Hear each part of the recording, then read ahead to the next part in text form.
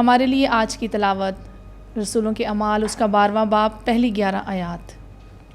और उन्हीं दिनों में हेरोदीस बादशाह ने कलीसिया में से बाज़ पर हाथ डाला ताकि उन्हें सताए, और यूहन्ना के भाई याकूब को तलवार से मार डाला।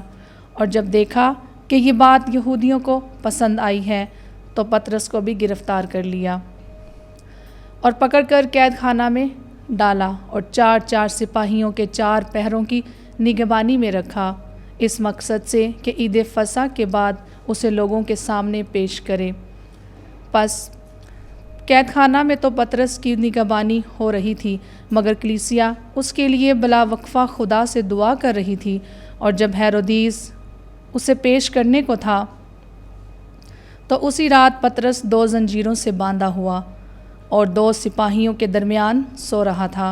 और पहरेदार दरवाज़े पर कैद खाना की निगरानी कर रहे थे। और देखो, खुदावन का एक फ़रिश्ता आ खड़ा हुआ और उस कोठरी में रोशनी चमकी। उसने पतरस की पसली पर हाथ मारकर उसे जगाया और कहा, जल्द उठ। तब जंजीरें उसके हाथों से गिर पड़ीं और फरिश्ते ने उससे कहा कि कमर बांध और अपनी जूती पहन।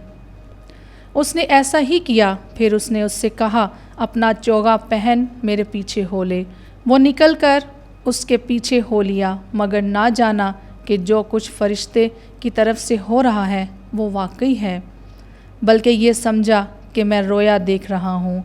तब वो पहले और दूसरे पहर में निकलकर लोहे के उस फाटक तक पहुँचे जो शहर की तरफ है। वो खुद ब खुद उनके लिए खुल गया। बस वो निकलकर कूचे के सिरे तक गए और फ़ौरन फरिश्ता उसके पास से गायब हो गया।